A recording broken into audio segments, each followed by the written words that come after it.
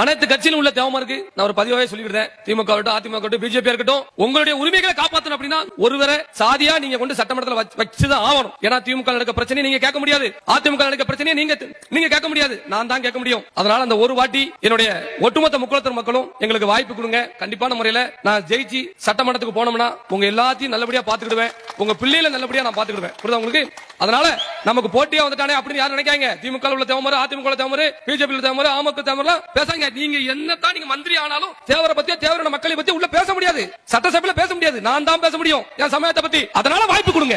உங்களை நான் விட்டு கொடுக்க மாட்டேன். அதுக்காக நீங்க திமுக இருக்காரு அப்படின்னு நான் விட்டுருவா? திமுக இருந்தாலும் உங்களுக்கு ஒரு ஆபத்து பிரச்சனை நான் தான் குரல் கொடுத்திருக்கேன், நான் தான் கொடுப்பேன்.